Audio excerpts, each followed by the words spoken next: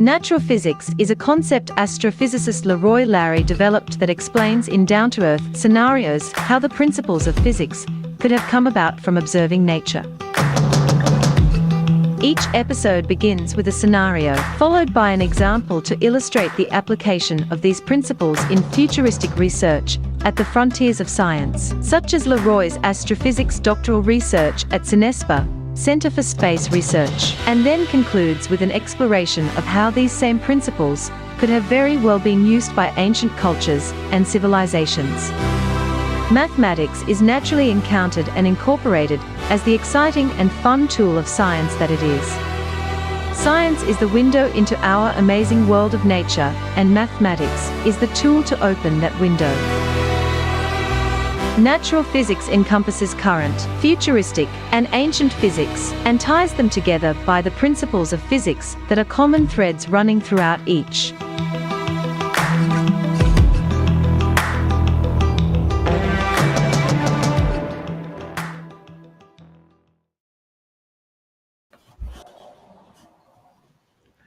Greetings. I'm Leroy Larry, and welcome to Natural Physics, live from Costa Rica.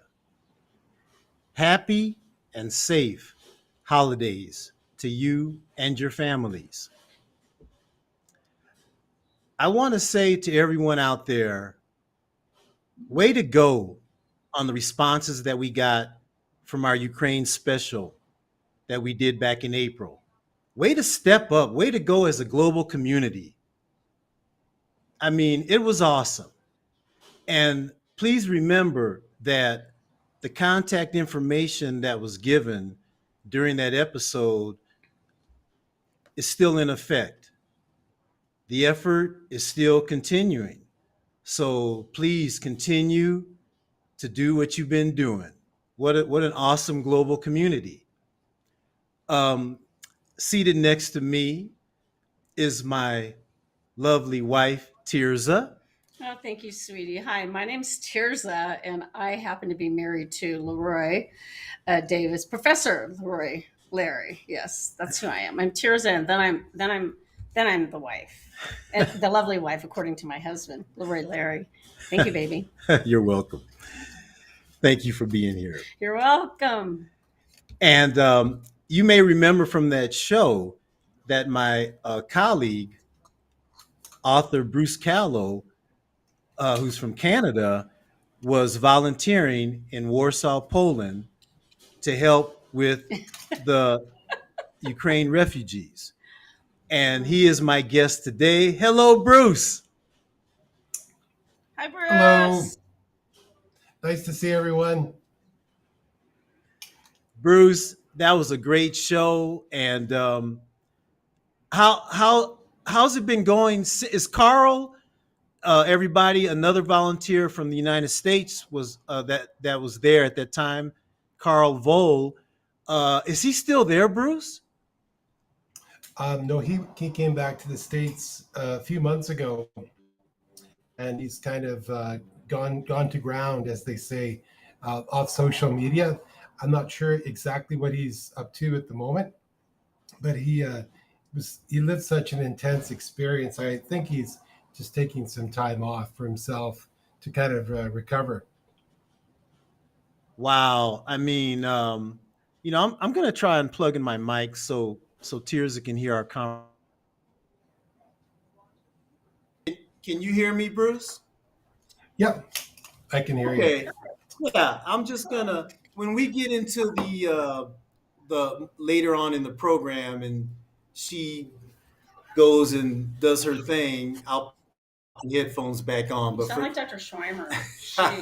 Tirza. Well, I remember at one point Carl was actually helping to build houses right there. Oh yeah, he did a lot. Did a lot of fundraising, and he was helping out with dogs actually too. Sort of like the Humane Society of Ukraine. He was volunteering in all kinds of different areas, rebuilding the country basically, giving a lot of hope to a lot of sort of profile to a lot of the smaller projects going on.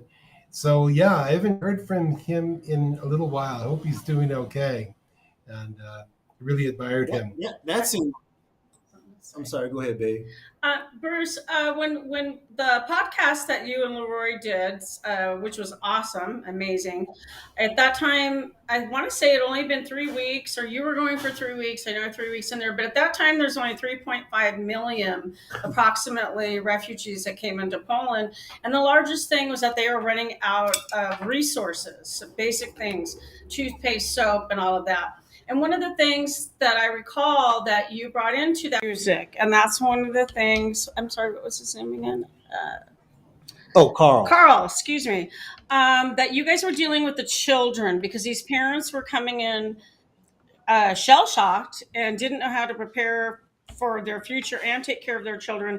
And you guys were maintaining the children and doing things with them so that the parents could go have a breakdown or just have a few minutes alone, and the kids could just be kids. And I want to say that that stayed with me. And going back and forth to California from Costa Rica to work, I was sharing that experience with my clients, my friends, my patients, etc.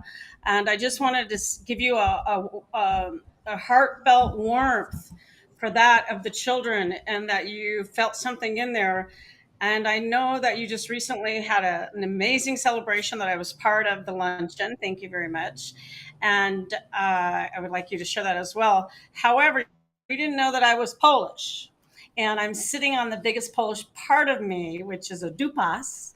And so I just wanted to thank you for that, Bruce, while we're here revisiting the show that you guys did in Ukraine. So thank you very much, buddy. Mwah. Blessings. No, no, it's a pleasure. The key thing in a conflict like this is to go the distance. And I think after the first 3 months or so, or 6 months, it started to get harder for people to sort of keep up the pace and helping in that. And so I haven't been helping like, in profound day-to-day ways, like say Carl was in Ukraine. But what I've been doing since I got back in March was we've organized a volunteer program where donors, buy the flights for Ukrainians to come to Canada. And we've brought practically, I think, 40 now settled into Canada. So thanks to the generosity of donors. And then now with the benefit concert funds, we're helping kids a different way. We're purchasing a power generator. The money just got sent actually a couple of days ago for an orphanage in Lviv. So that's 168 kids that'll have a backup power source in case they get, that their power grid goes down after an attack. They'll have a backup system, so the kids will stay warm, at least in that particular orphanage. So yeah, those are nice things that we feel good about, and there's still a need for that kind of stuff. And it's complicated, the logistics, but we're working through. We're not experts in this. We've got some good partners on the ground in Ukraine. Well, and Bruce, they'll always be warm because you touch their lives, and so the warmth of you will always be in their heart. That's what I think. Thanks. Yeah, I know. I mean, the world communities come together, and we got to keep that. We have to keep this up in the long run. I mean, I grew up with parents who went through the Second World War, and that was 4 or 5 years of hardship. And I think the world sometimes gets tired after a while of conflict, and it gets tuned out actually. And we can't tune this one out. We have to do our best, despite all the other problems that go on, even in our own communities and our lives, to try to reserve some space for this type of problem. Yeah, thanks, Bruce. That's so true. I mean, you and Carl, you were right there at ground zero. I mean, you're at the grassroots level, doing the elbow grease, the work. I think Carl used the term boots to the ground, something like that, and that's just exactly what the two of you were doing. And that show was very intense for me. And listening to the young lady who was the coordinator of the effort to help the refugees. I mean, it was oh, it'll always be one of my favorite shows. I mean, and I hope people will continue to visit that show either on the podcast or the YouTube and Facebook. Get the contact information, keep using it, forward it on because it's an ongoing effort. And Bruce, I want. Oh, So go ahead, just baby. while he's saying that, as usual, I'm interrupting, but and we couldn't have done any of this without our producer Ray Brown. Through that, Thank you, Ray. Thank you, Ray, and all right of on, you Ray. together. But obviously, we couldn't have done the podcast without Ray. Oh, there we go. Those of you that are listening, if you go to www.leroylarry, LEROYLARRY.com, it'll take you to the information that we're talking about. And it has other information on there too that you can access, Natural Physics website. And I hope you enjoy it. But yes, and Bruce, I wanted to ask you, the status of the Ukraine refugees, has it has it changed significantly since you were there, that you know of? Has it improved? Hopefully. Well, Poland and other surrounding countries have been basically inundated. I don't know the exact numbers. I saw some statistic of like 8 million Ukrainians in Poland now, and there are more waves still arriving. So I don't know Okay. the exact number, but whatever we saw back in March, probably double it or even triple it. People are Wow. being around to different places. The the phenomenon now is in some cases the Ukrainians are in Poland, and there's only so many jobs, right? There are only so Right. many places to live. So by helping some of them get to Canada, where they've got host families or friends or their own family members waiting for them, that takes some of the pressure off Poland a little bit and helps these people, get onto a better life. Because I think Poland is pretty much at the saturation point right now. Yes. Yes. Um, Now, the effort that you participated in your home country of Canada of helping people get from there to Canada. How did that come about? How did that start? That specific effort of getting people on airplane tickets to get them to Canada. Yeah, well, I met that key person, Roman, in I Poland. He remember. was volunteering, and he and I just hit it off. He's Romanian, or sorry, Ukrainian, but he grew up in Canada. And Okay. anyway, we met very briefly, and then we were talking afterwards. What are the main priorities? What can be done? And he said, yeah, just getting the flights, helping to take some of that economic pressure off them by sponsoring flights. So then I put that proposal to a few of my contacts, and luckily enough, many of them came forward to purchase flights. And then a couple of journalist friends of mine put out articles in papers like the Calgary Sun, the Calgary Herald, and that started a whole process. So now it's a continuous thing. Yeah, it goes on every month. There's a few new people showing up, and Roman takes care of all of the he sort of helps to choose and screen the people who have Canadian visas, are all set to fly, have homestays, and then yeah, we match them with the donor, and off they go to their new life, which is not an easy life, but it's a different set of problems, and at least they're safe. True that. True that. Wow. That is truly amazing that people coming together can accomplish such things. The these people, do do they do you keep? I know you don't keep track of them, but do you maybe have the opportunity to touch base with them later, or do they holler back at you sometime and let you know how it's going? Anything like that? Yeah, yeah, for sure. What I do is I try to track, well, not keep tabs on who's come in, and we do like we have a little map actually, where people where we just put on the map of Canada where the people are from, and where they ended up, and we do keep in contact with a few. Some no, they're not as they're not communicating much, but others even sent us greeting videos that we showed at the concert. It depends on the individual, and yeah, we've got them all over. Well, a lot settled in Toronto. There's a few in Ottawa. Um, there's a bunch, obviously, in Alberta, Canada, because that's like the sort of the epicenters of Ukrainian communities outside of Ukraine. Um, I believe Canada has the biggest Ukrainian community outside of the country itself. And my province, Alberta, is a good place to go if you want to meet Ukrainians. So Excellent. they already had a Excellent. pretty good support network, and yeah, a few people with a few bucks in their pocket, willing.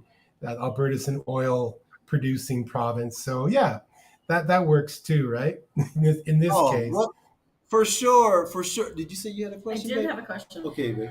Bruce, as I've been going back and forth, I noticed that you had a lot of, I don't want to use the word volunteers, but that's kind of what they did, either through miles, but for sponsorship of these families from Ukraine. How many to date since you were able to go there and volunteer your wonderful time?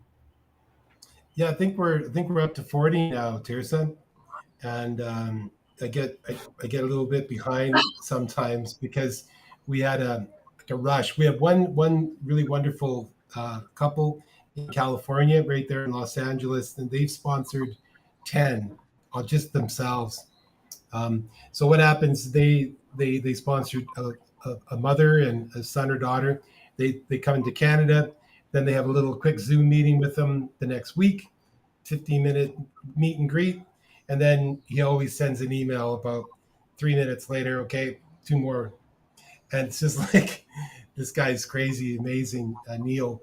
Um, I can't say enough about some of these people, but it seems to be a way that works. Like it's not tax deductible or anything. Nobody gets like receipts, so they're doing it, out of their heart. And some people I appreciate they want to get the tax receipt, and we're not able to do that. So that shows even more commitment on the part of the donors, right?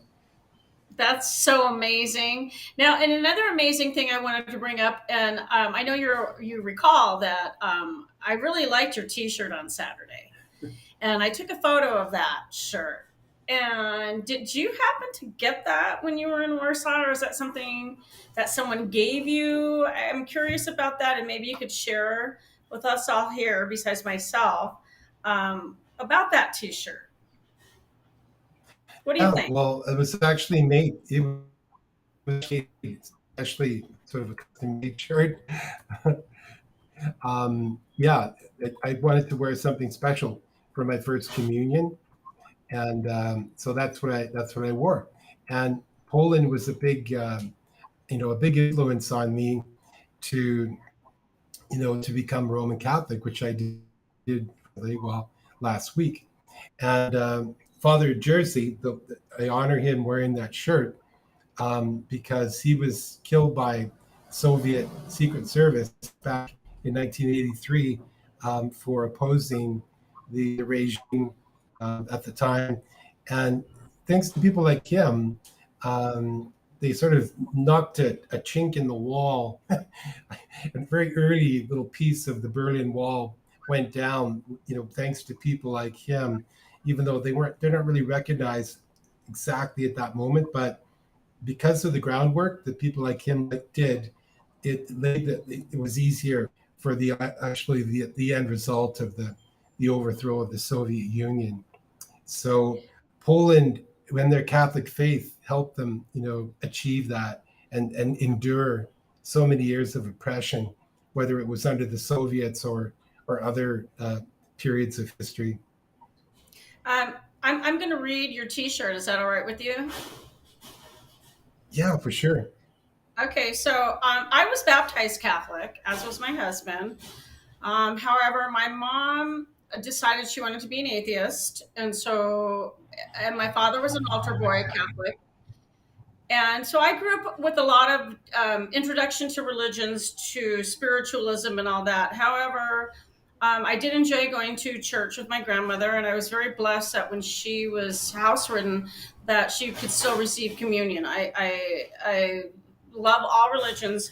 However, I chose not, as I call it, not to have hors d'oeuvres, which you took that step forward, and I admire you for that immensely. But the T-shirt read, "A Christian must at all times be a witness to and defender of justice, goodness, truth, freedom, and love."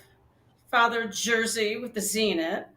And I'm going to, I hopefully pronounce this correctly, Father Jerzy Popiełuszko, Polish priest and martyr, 1947 to 1984. And I love that that's what it said, a Christian, and that's basically being a human being. And I appreciate that I'm in your orbit as a great human being, Bruce. Oh, well, it's an honor. Okay, so I'm almost done. I go back a ways. Yeah, so You remember Bishop go. Romero from El Salvador? Mhm. That was back a long. That was another person I greatly admired. You know, fighting against an oppression from another superpower. So, just in case anyone is wondering, I don't have any particular affiliation, whether it's left, right, middle, or whatever you want to call it. It's just I just call it as I see it. Whether it's one superpower oppressing a region or another who I won't get into. And you know how? Wait, Bruce, I could do it. Okay. Wait. I did it, Bruce. Oh, I could do it. wow. I can't do it on my. I can't do it on my right hand though. Why is that? Do you know can't. why? I gotta pull my fingers apart. I can. Yeah. We can all do that. But how come I can do it? Can you do it with both hands, Bruce? Oh yeah, Okay. there's a Now, therapy Wow. you can get. now, okay, Bruce. I know there was a special connection between Canada and the Ukraine, which is very intriguing because we talk about a global community, and now Tirza mentioned the Polish part of her. Baby, would you just enumerate the other 6 deals you got going on? Okay. So my father's mother was Polish and Basque. Basque, that's in Spain, everybody. Spanish Basque. Okay. And then we thought we were Dutch. However, we are not Geib. Geib as in boy. It was a B, looks like a double S in German. So my father's father was German. My mother's mother was Yugoslavian. And her father was English, Irish, and Scottish. So I'm a European mutt with a big ass. I don't know if everybody wanted to hear that last Well, bit of information. that's a dupa, huh, Bruce? Yeah, okay. Dr. Lebovic would like I that. don't know all about that. When Poland, my impression was the people were quite slim, pretty much. I am slim. I'm just saying I have a big ass. How about I didn't know they were all wearing winter jackets. Everyone was like covered up. That's what I hate about those countries.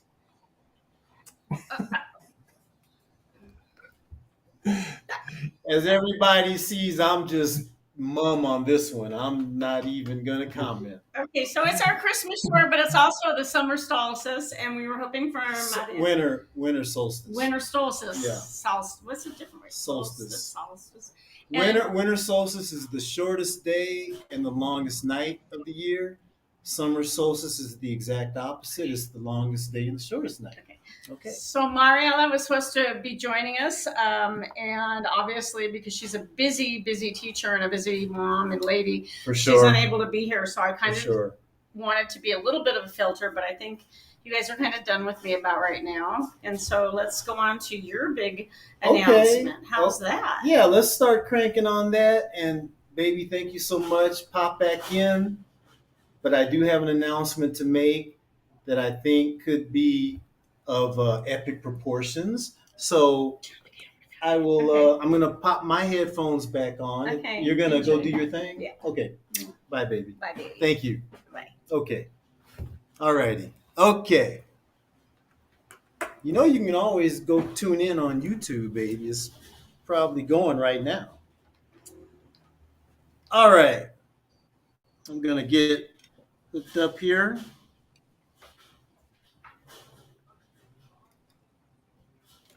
Okay.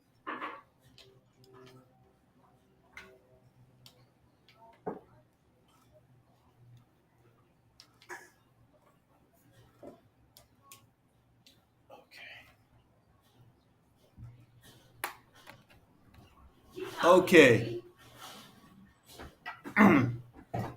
All right, everybody. Now, Bruce, thank you so much for that update.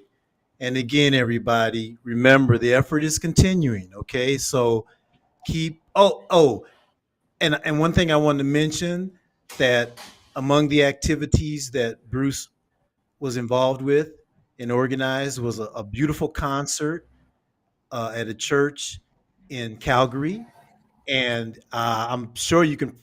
I don't know if it was recorded. Was it recorded, Bruce? I mean, can people go and look at that at any time? Yeah, it's on YouTube. Yeah, all 2 hours of it. Yeah, and y'all can check out Bruce rocking out. Seriously, I mean, so yeah, and just like our podcast, the live stream part of it on YouTube and Facebook, you can go and check it out anytime, everybody. So yeah, Bruce, if they wanted to type in on YouTube to find it, what would they type in? St. David's United Church Ukraine benefit concert. Okay, okay. Could you repeat it one more time, Bruce? Yeah, St. David's United Church um, benefit concert Ukraine. Okay, that's how yeah, that's it. That's cool because I watched some of it again after I had watched it live, and again the folk music, the instruments, and so beautiful, so beautiful. Um, okay, so now, hey, perfect. It's half hour. We got a half hour to go, so let's get to rolling on what I would like to announce. And by the way, those of you that are listening on Facebook and YouTube, you can type in comments at any time, okay? You sure can. Once I get to talking what I'm talking about, if you want to type in Leroy, you don't know what you're talking about, or Leroy, what? You can do that, okay? All right. Now, last year, uh, we started out our first season of natural physics using physics and mathematics to analyze the mysterious stone spheres of Costa Rica. They're found nowhere else in the world, everybody. I mean, and the area within Costa Rica is very, very small. In fact, it's 10 hectares, which amounts to about a tenth of a square kilometer. Costa Rica itself is around 51,000 square kilometers. So think what a small percentage, 1/10 of a square kilometer is of 51,000 square kilometers. And then when you think about the percentage of the land mass of the earth that Costa Rica is, wow, does that tell you what a special area it is that these stone spheres were found and found nowhere else in the world? It never ceases to fascinate and amaze me. You have pyramids around the world, but you only have spheres in this little tenth of a square kilometer in Costa Rica. Unbelievable. Okay. So we started out using physics and mathematical equations to get an idea of how much one of these spheres might weigh. And we came up with 10 tons. And then we were going to use physics and mathematics to try to figure out how did whoever, whenever, and why ever, how in the world did they construct these perfectly spherical, solid stone spheres? And they range in size from almost like little marbles to 8 meters across. And not only how were they made, how were they transported? Okay. I mean, how are you going to transport a 10-ton sphere? How? Thousands of years ago. In one of the episodes, I showed how they had to use a special tow truck to tow the space shuttle Endeavour from the Los Angeles airport to the California museum, Space Science Museum, right? Specially built tow truck that just inched along. And the Endeavour weighed 85 tons. So you got to figure what human power was used to move these huge spherical artifacts. So that's what we were doing in the first season of our show last year. I like to call it a season. We went from May to July, and and then in one episode, Mariela Bonilla, uh, she was our guest. She's a teacher in Guanacaste, and she informed us that a friend of hers had been told, word of mouth, by the Borucas, the indigenous Borucas here in Costa Rica, that the spheres were once used as a lunar calendar and that they could predict lunar eclipses. Oh, we were spellbound, everybody. I mean, I had never heard that before. I had not. Lunar calendar? That would put the Borucas right there with the ancient Egyptians, the ancient Sumerians, Babylonians, Chinese, Maya, Aztec, Inca, right? Lunar calendar? Oh, that's serious. That's the sign of an advanced civilization. So, let me just say that from then on, down the Boruca Road we went. It became our endeavor to try to use physics and mathematics to try to help the Boruca regain that ancient knowledge that they had lost of how the spheres could have been used as a lunar calendar to predict lunar eclipses. Now, where we began was with the go-to authority in the field of archaeology here in Costa Rica, and I would say the world too, because the spheres are here in Costa Rica. And that was the research paper that was written by the head archaeologist at the National Museum of Costa Rica. It was in Spanish, and it had a special protection on it, so you couldn't just copy and paste it in the Google Translate. Mariella was so awesome to have translated it for us on our show. And what this research paper indicated was no indication, there was no mention of the spheres having possibly been used as a lunar calendar. There was some mention that one big problem, everybody, is that so many of the spheres no longer occupy their original positions. They were moved. Um, they were discovered around, I think, in the 1930s, and yeah, many of them they were moved out of their original positions. So it's very hard to try to put some type of correlation between them and anything astronomical, unfortunately. But not all hope is gone.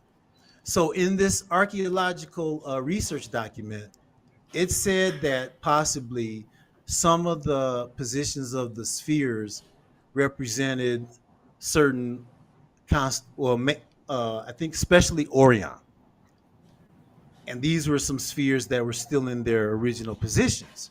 So what I understand from the material was that uh, certain times of the year, Orion would be directly overhead, and these spheres would correlate to Orion, the constellation Orion. Okay, but that was about as far as it went, as far as any type of astronomical significance to the spheres. Okay, there are two spheres. Let me just take a little sip. I have some ice and some. I don't want to be all mumbly mumbly when I make my big announcement.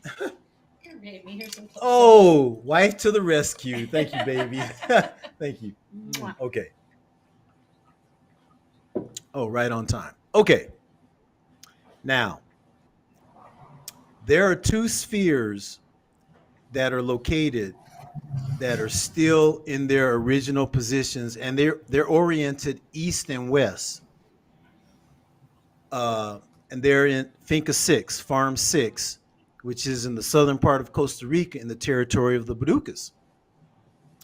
And they're aligned east and west such that they locate the position of the sun as it comes up on the spring equinox.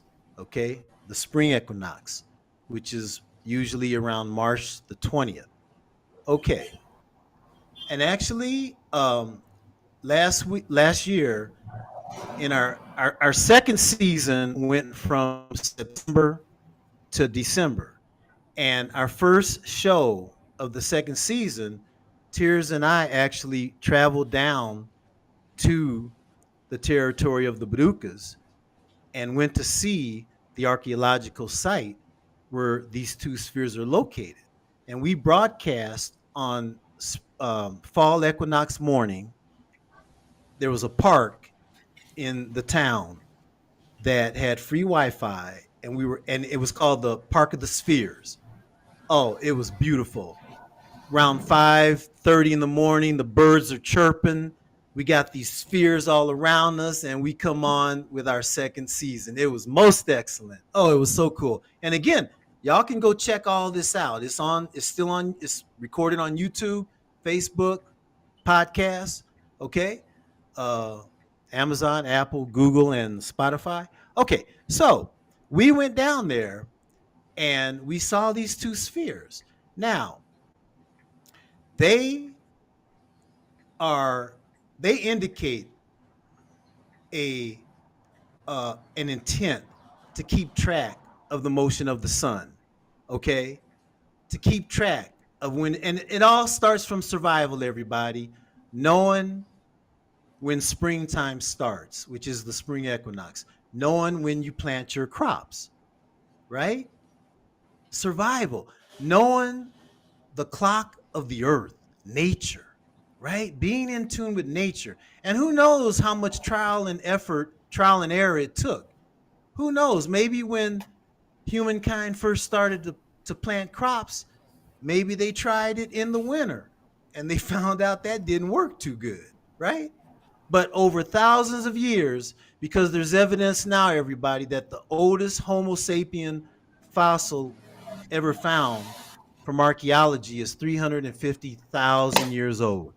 Okay, 350,000 years old. So we've been around a long time. Okay, and there's all kind of theories about how the evolution went, but the point is that you had people way back in the day making flint tools and planting crops.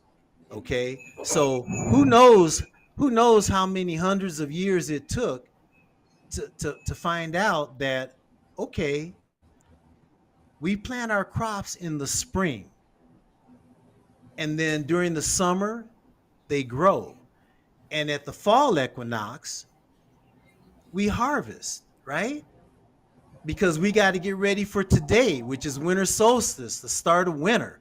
We better have our crops together and planted, right? So it's that accumulated knowledge that took a long time to get. So these two stone spheres that are oriented east and west, they definitely indicate a capability to keep track of the motions of the sun. Now, it's very evident that all the ancient cultures around the world began with observing the moon. You got to figure that's the easiest thing to observe, right? The moon. You can sit and watch the moon all night, where it comes up, where it goes down. Unless you got shades back in the day, it's hard to watch the sun, right? So indicating that you're keeping track of the motion of the sun automatically indicates that you're keeping track of the motion of the moon. And last year, what I talked about was the things you would need to know in order to be able to predict a lunar or a solar eclipse are what's called the lunar nodes. They're the 2 points in the sky where the paths of the sun and the moon cross. Okay? And if you know those 2 points, and if you know when there's going to be a full moon or a new moon, and if that's going to be close to either of those points, you got a very good probability of being able to tell when there's going to be a full or a solar or lunar eclipse. In other words, if you know the point in the sky where the path of the sun and the path of the moon are going to cross, and you know that the phase of the moon at that time is going to be a full moon, then it's a pretty good chance that you're going to have a solar eclipse. And then on the other hand, if you know a point where the sun and the moon's paths cross, and it just so happens that there's going to be a new moon close to that point, then you got a good probability that there's going to be a lunar eclipse. So I talked about that, but I want to get into my big announcement, which is going to go over into astrology. So I'm going to go to Stellarium. Actually,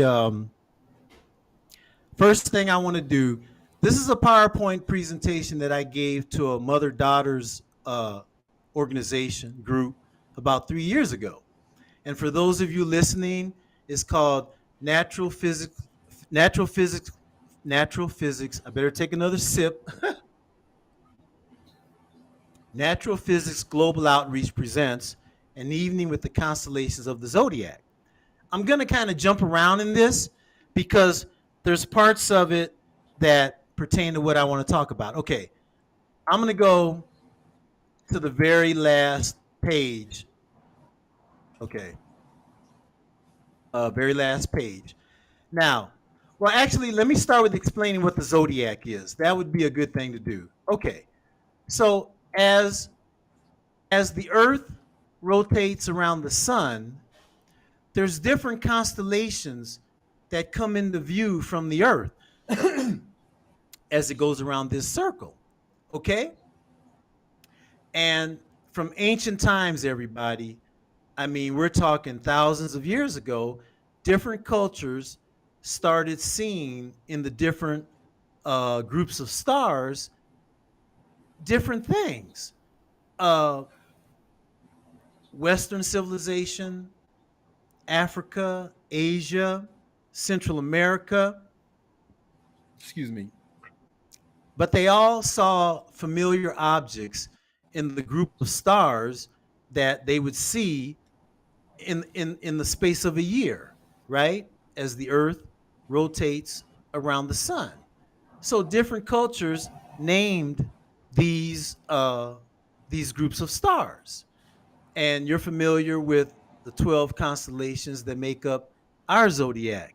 But everybody, astronomy and astrology, who can say who's the oldest? What's the oldest, okay?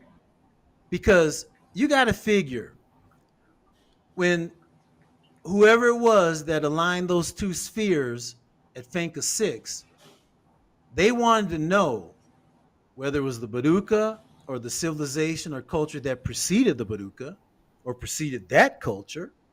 Who knows how far, how thousands of years it goes back? These spheres go back. But somebody wanted to know when spring started. Somebody wanted to know when the sun came up on the spring equinox that it was springtime. And that's why those two spheres are aligned the way they are. Okay? Now, in order to observe the sun coming up, that means getting to your location about 2 hours or so before the sun comes up, right? So your eyes can get acclimated and ready for the sunrise. So I'm pretty sure that whoever is going to keep track of when the sun comes up is going to see if there's a particular constellation that the sun comes up in, right? It's still dark enough. You can see a constellation, and then here comes the sun. Okay, so let's see. So we're talking about the precession of the equinoxes. And all that means, everybody, is that on the spring equinox, the sun comes up in a particular constellation. The vernal equinox, the spring equinox, it moves. It's a precession, right?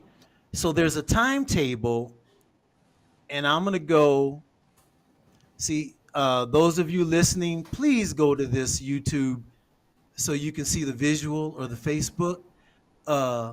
So see, there's another picture of how the sun coming up on the equinox. It appears in different constellations. So I'm going to go to the very last page, and this is what it shows. Okay, here we go. And for those of you listening, I'll read it.